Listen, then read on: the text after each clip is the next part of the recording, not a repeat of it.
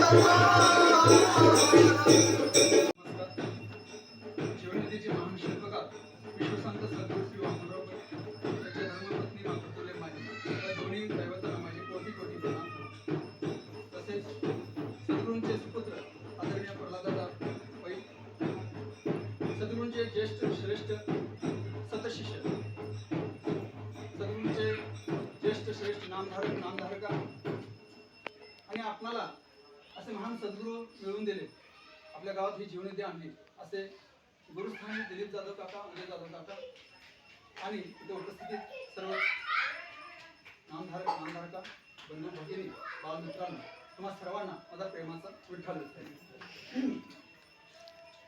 आज गुरुपौर्णिमा, त्या गुरुपौर्णिमेच्या तुम्हा सर्वांना खूप खूप शुभेच्छा. आणि तुम्ही सर्वांनी विनंतीला मान देऊन तुम्ही उपस्थिती दिला त्याबद्दल तुम्हा सर्वांचं आभार मानतो, तुम्हा सर्वांचं सहर्ष स्वागत करतो.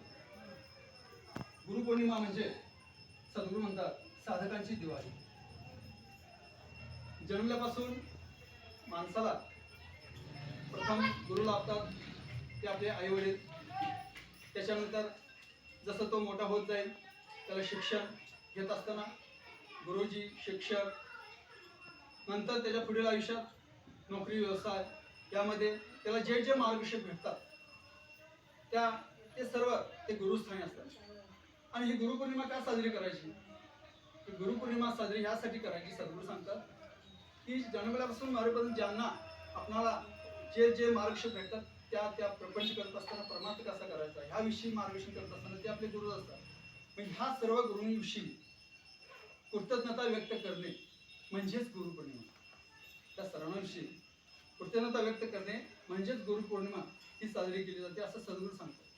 आणि आपणाला मी स्वतःला भाग्यवान समजतो, आपण तुम्हीही स्वतःला भाग्यवान समजलं पाहिजे. समजत असाल की आपणाला असे सद्गुरू श्री वामनराव यांच्यासारखे महान तेजस्वी दिव्यत्व असणारे, प्रपंचातून परमार्थ कसा करायचा, जीवनात अडीअडचणी आल्यानंतर मार्गदर्शक म्हणून अज्ञानातून ज्ञानाकडे, अंधारातून प्रकाशाकडे आणि प्रपंचातून परमार्थ कसा करायचा, उद्योगधंदा करत असताना, शिक्षण घेत असताना तरुणांनी उद्योजक कसं बनायचं, शिक्षण कशा पद्धतीने घ्यायचं, ह्या सर्व अंगानं हे मार्गदर्शन सद्गुरू श्री वामनराव यांना त्यांनी दिले. आणि असे महान सद्गुरू आम्हाला सर्वांना मिळाले त्याबद्दल मी खरोखरच परमेश्वराचं आणि ज्यांनी ही जीवनदी आणली त्या दिलीप जाधव काका, उदय जाधव काका यांचंही खूप खूप आभार मानतो, धन्यवाद देतो. आता या ठिकाणी आपली सद्गुरूंची प्रार्थना, दत्तात्रयांची आरती झाल्यानंतर 11 वेळा आपण प्रार्थना घेणार. आता 108 वेळा ह्यांनी म्हटले, वेळ आहे ना सगळ्यांना? 108 नाही यांची माळा जपणार ती प्रत्येक वर्षी गुरुपौर्णिमा येते, हरिपाठ करतोय, प्रार्थना करतोय. मग हे आपलं भाग्यच आहे की, आणि मी स्वतःला सुद्धा भाग्य समजतो म्हणजे की ही गुरुपौर्णिमा साजरी करायला मला सुद्धा वेळ मिळतो, तुम्ही सुद्धा साथ देता, त्याबद्दल तुमचा सर्वांचाही आभार आहे. तर तुम्हाला या ठिकाणी हेच सांगायचं आहे की आपण हरिपाठ केला, प्रार्थना म्हणतो आणि घरी गेलो, इथंच न थांबता आता आपण जी प्रार्थना म्हणणार 11 वेळा, ती प्रार्थना अशा पद्धतीने म्हणणं प्रत्येक वेळी मी सांगतोय. तर 88 ह्यासाठी एकटा म्हणणं आणि सामूहिक म्हणणं ह्यात फरक आहे. एकटा म्हणण्यानं ताकद निर्माण होत नाही, पण सामूहिक म्हटल्यानंतर ताकद जी निर्माण होते, ऊर्जा निर्माण होते, त्या वातावरणामध्ये जे आपले सकारात्मक विचार पोचतात. आणि त्यासाठी आपण 11 वेळा प्रार्थना म्हणत असताना त्यांच्यासाठी आपण म्हणूया की हा आपण मानव प्राणी, ह्या समाजाचा अविभाज्य घटक आहे, ह्या देशाचा अविभाज्य घटक आहे, या विश्वाचा अविभाज्य घटक आहे. आणि म्हणून अखिल मानवजात प्राणी मात्र सुखी समृद्धी व्हावी आणि सद्गुरूंचा संकल्प हिंदुस्थान राष्ट्र सर्वार्थानं पुढे जाऊन हे जग सुखी व्हावे हा संकल्प पूर्ण करण्याच्या अनुषंगानं त्या उद्देशानं प्रार्थना म्हणून. दुसरा मुद्दा, आता जगावर जे युद्धाचं सावट आहे, अमेरिका, इस्रायल, इराण युद्ध जे आता सध्या होऊ घालायला बघतंय, पण अजून तर थांबलंय, त्या राष्ट्रप्रमुखांना आणि विश्वातील प्रत्येक राष्ट्रातील प्रमुखांना कधीच भविष्यात युद्ध न करण्याची सद्बुद्धी भगवंत त्यांना देव यासाठी प्रार्थना. मानवजात प्राणी मात्र सुखी समाधान राहावी, ह्या निसर्गाचा अविभाज्य घटक आहे मानवजात आपण. त्याशिवाय ह्या विश्वाचं, ह्या निसर्गाचा अविभाज्य घटक आहे म्हणून आपण मानवजातीकडून निसर्गाचं, पर्यावरणाचं संवर्धन, संरक्षण व्हावं यासाठी आणि निसर्गाची, पर्यावरणाची कृपा मानवजातीवर राहावी यासाठी प्रार्थना.